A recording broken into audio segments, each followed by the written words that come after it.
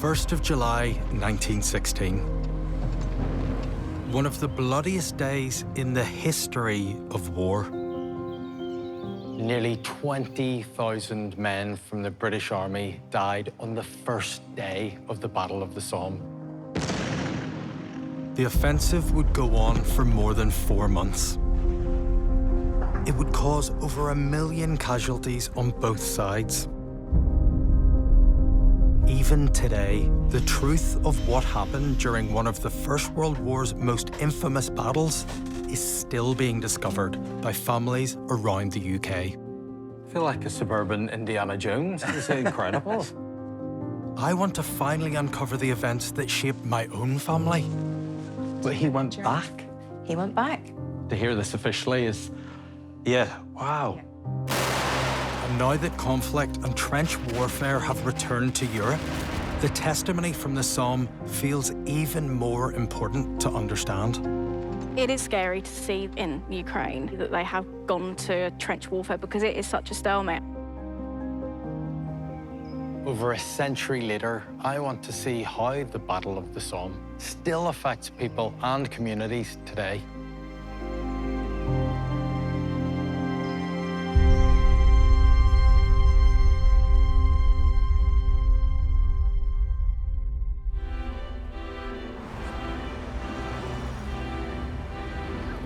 I'm from Northern Ireland, and I've come back to Belfast. For me, the Somme has cast a long shadow. My great-grandfather fought there, and what he went through changed him forever. He never spoke about it. But today, the battle plays a surprisingly big role in this city. Got a mural there.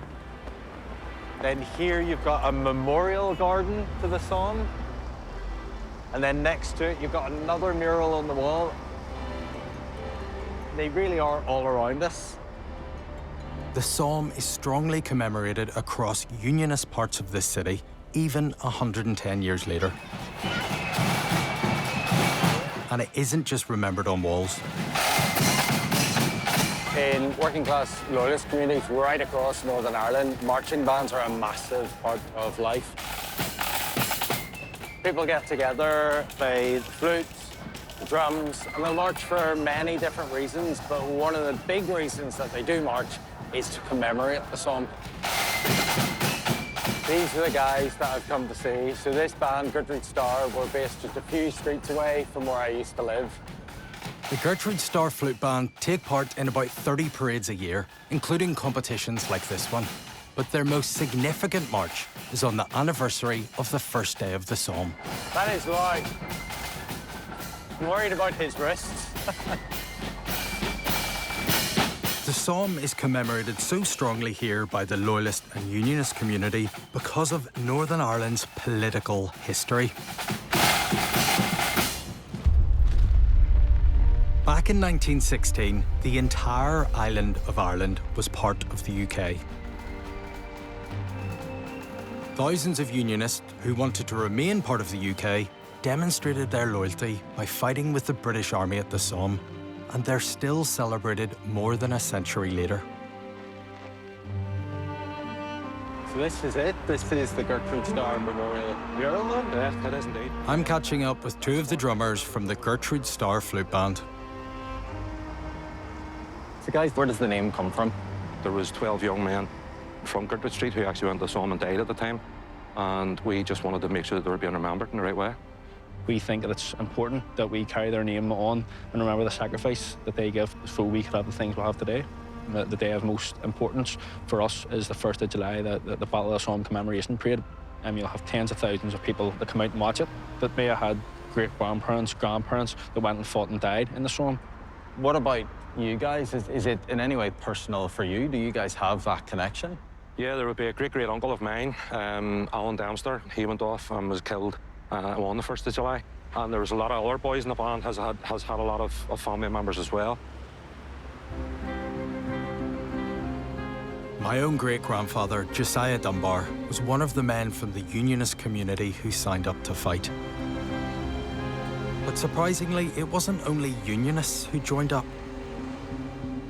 thousands of Irish nationalists who wanted to be free of British rule also fought for the British Army. Many of their stories are only now coming to light. Hi, Sean. Meet you, Jordan. How's it going? My grandfather was Michael Brennan. He was an Irish National Volunteer who served at the front line. The men from Belfast, from the Irish Nationalist Volunteer background, they joined up in good faith, believing they were fighting for Ireland and freedom of small nations. Many believed that if they fought for the UK, Ireland would be granted independence as soon as the war was over. So Michael and those Catholic nationalist soldiers believe they're going to get rewarded with Irish independence, but that never happened. So it's a sense of betrayal. It is indeed. After the war, some of the Irish nationalists who fought were ashamed of fighting for the British. When they come back, so there wasn't a public show of commemoration. It was hidden. It wasn't talked about at all.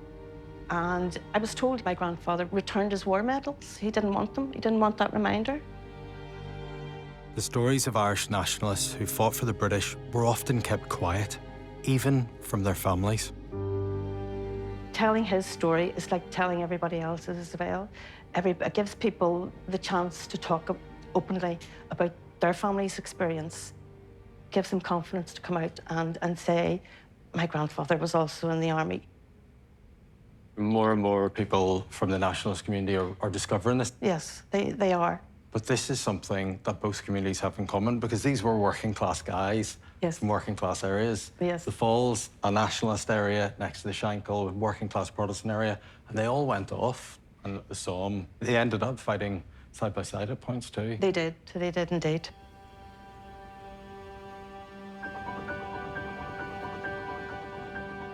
A 110 years ago, all those Irishmen, along with soldiers from across Britain's empire and my great-grandfather, came here, to the Somme in France.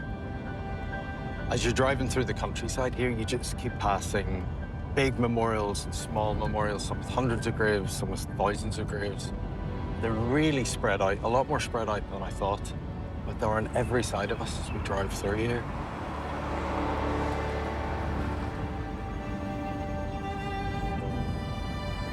Hi, Poppy. Hi, Jordan. Lovely to meet you. How are you?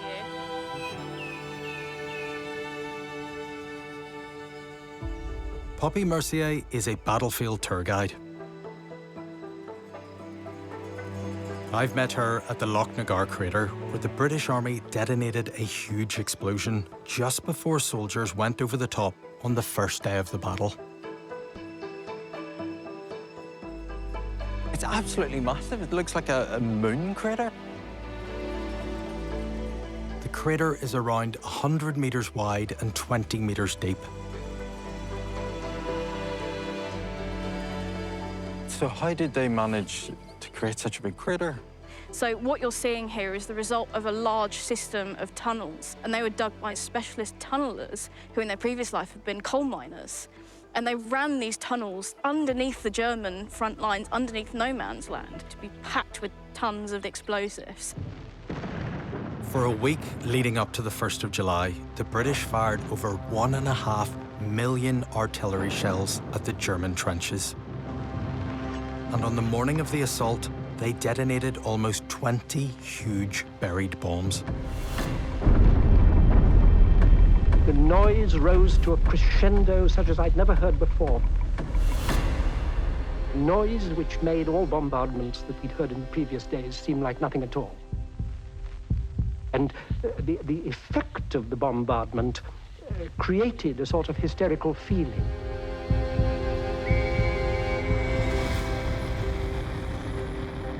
At the time, the Loch Nagar blast was one of the largest man-made military explosions ever.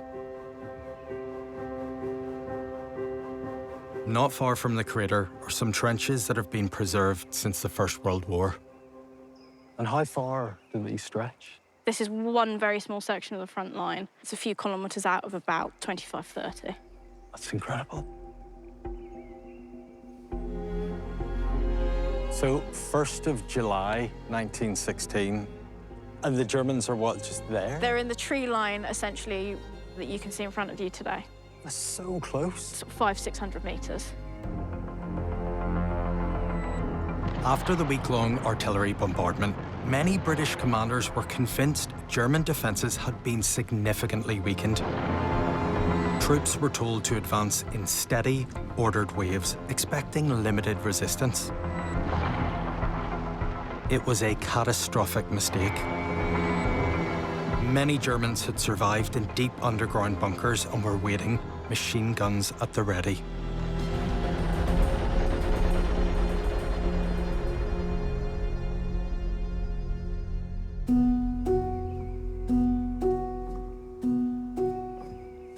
Almost 20,000 British soldiers died on just the first day. I never seen so many dead men clumped together as what I saw then.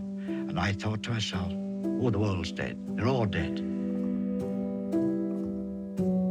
Across the entire 20 weeks of the Somme offensive, around 300,000 men died on all sides.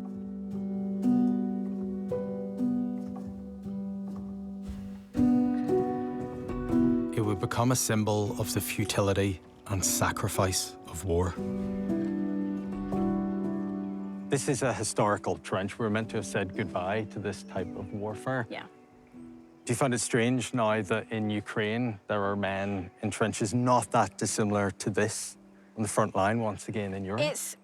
It is scary to see that they have gone to trench warfare because it is such a stalemate, and that's why you end up with trench warfare, because you have no choice but to dig in.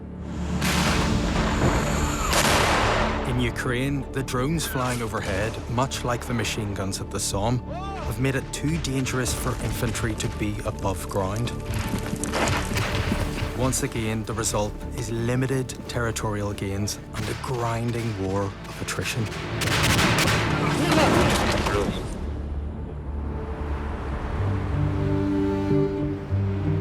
I'm back in Belfast.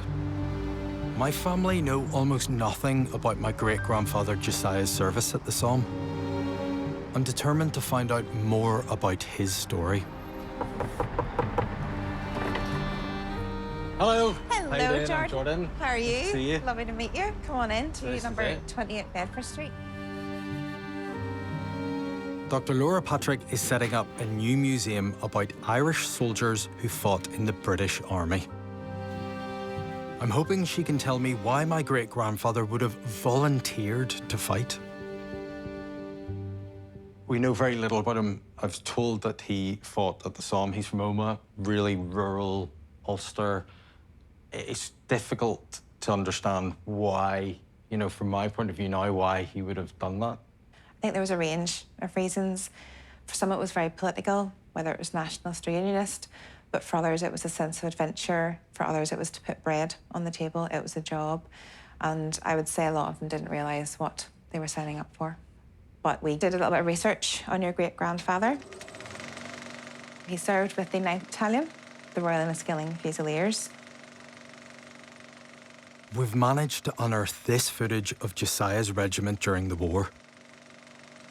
He served from September 1914 until March 1918. So he was... 4 years? Yes. He did a long service.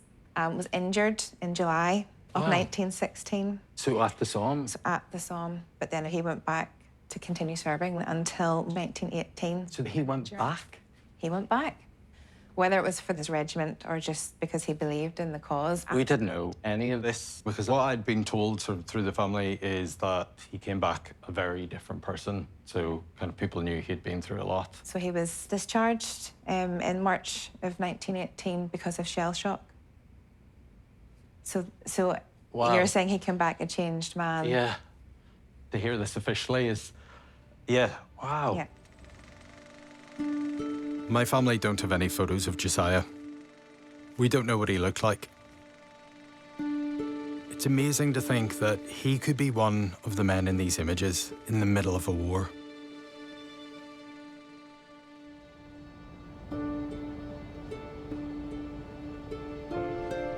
And there are other families around the UK who 110 years later are finally discovering what happened to their relatives.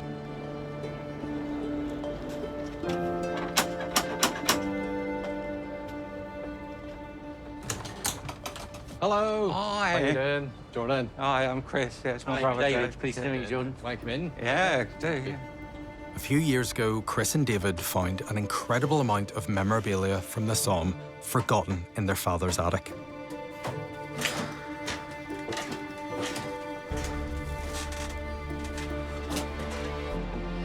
Wow.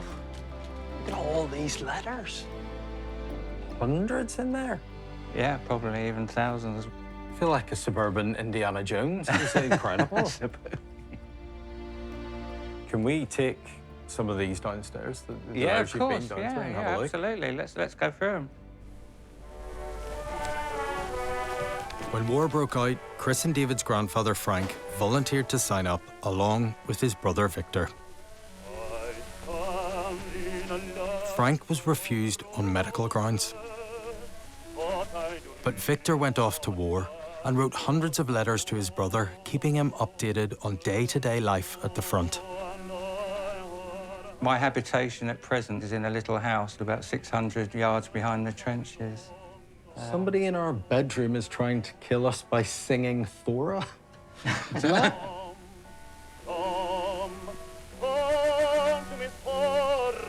Look at this. Last Wednesday, we went to the cinema. So this is 1915. Yeah. And all's well. The mates are all together. Yeah.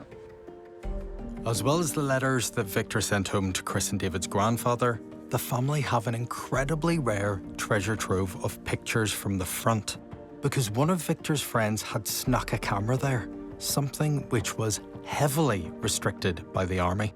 So if you have a favourite amongst the whole lot, it's absolutely this one of Victor sitting on a box on a deserted road, writing. To have a picture of him writing is just extraordinary. Do you see his attitude to the war changing? Oh, totally. Oh, 100%. That's yeah. absolutely. And I think as the realism gradually comes through, you know, the letters start to get a little bit darker. One wonders that men can be such utter fools as to know no other way of settling their disputes except by causing such destruction to life that can never be replaced. One of the amazing things that we found was actually his will on a piece of paper. Dear Father, not having made a will before leaving home, I have done so in my paybook. In order to save trouble, the following is what I should prefer. £5 from my bank account to go to Frank on behalf of the tennis club to be used as they see fit. The remainder of the money to Mother. My post office savings and war loan and all personal effects to go to Frank. Victor Hember, 27th of the 6th, 1916. Wow. Yeah. So you've got the will being written 4 days before Battle of the Somme begins. Because they had a sense that this was going to be bigger than all the other ones. Yeah. Victor's will was the last thing he ever sent home to the family. He was killed on the first day of the Somme. Tough to read. Tough to read. Chris and David's grandfather, Frank, never recovered from the guilt of not being able to look after his younger brother and being unable to fight for his country. What's telling is that he was still trying to sign up even in 1917. You know, even 3 after his years brother's the war dead? started, after his brother's dead. Just heartbreaking as well that he felt then that he needed to resign his post as the captain of the tennis club. Does he say why he did that? Yeah, but he doesn't feel he's an appropriate person to be in charge of other people. He couldn't deal with it? He still couldn't deal with it. The fact that he wasn't there. Yeah.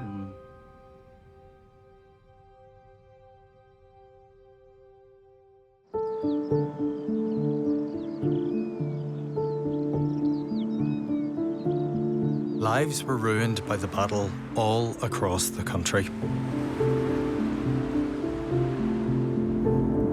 I've come north to Lancashire.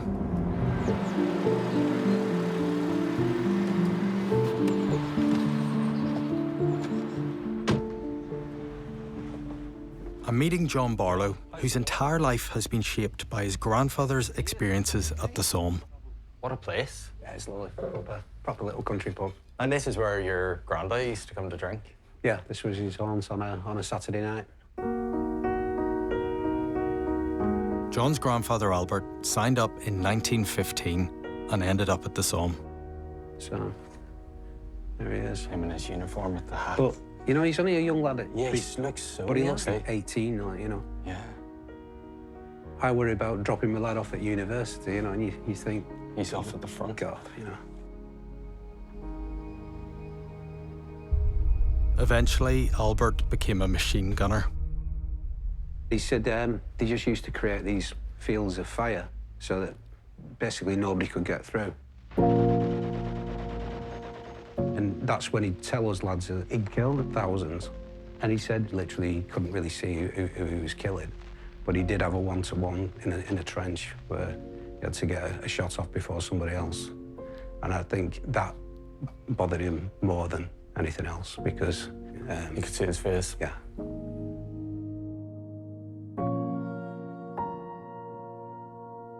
After the war, Albert decided to become a farmer so that if conflict returned, he and his children would be exempt from military conscription.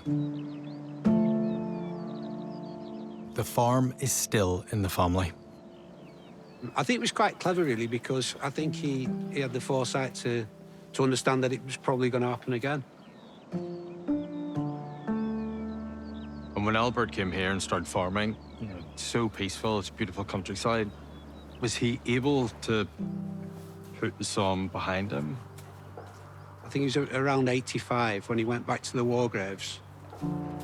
And he did admit in some notes that we've read, he did say that there's never a night gone past where the war didn't come back to him. That's quite sad because he lived till he was 97. You know, he possibly 80 years of it. You know, it was 80 years. What would now be easily diagnosed as PTSD. And in those days, it was kind of like grin and bear it, get through it.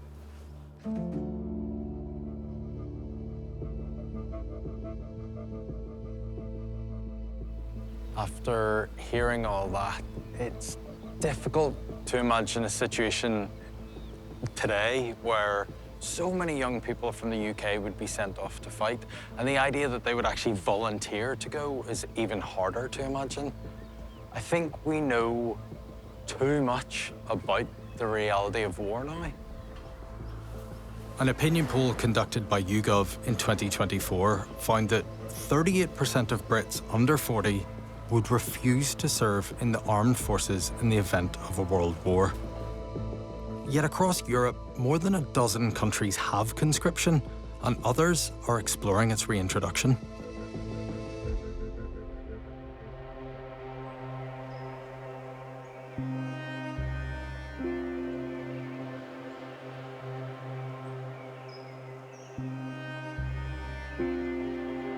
I've come back to the Somme, to the Thiepval Memorial. It's the largest British war memorial anywhere in the world.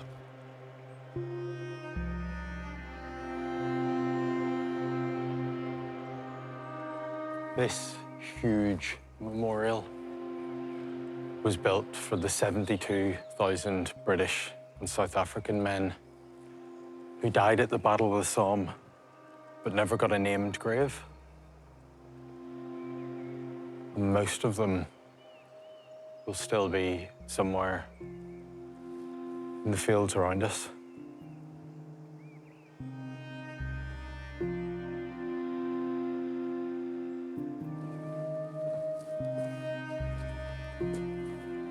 Here we go.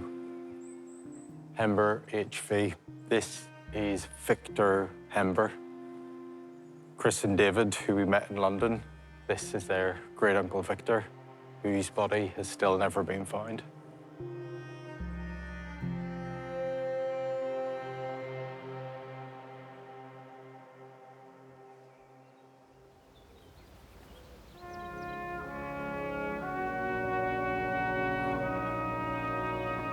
Every year, more remains of British and Commonwealth soldiers are found.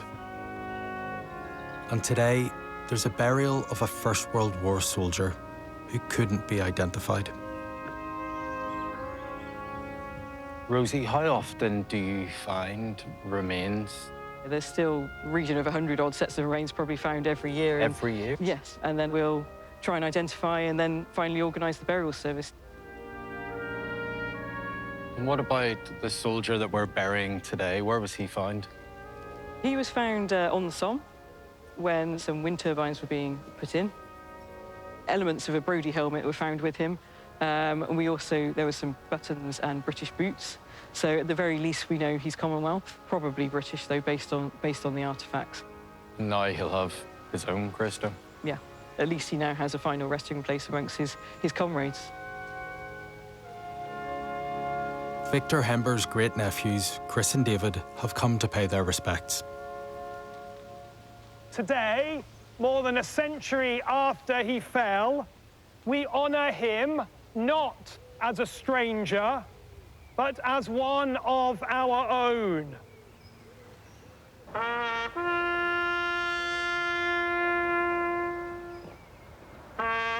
We now commit his earthly remains to this hallowed ground, reunited with comrades who also paid the cost of ultimate sacrifice.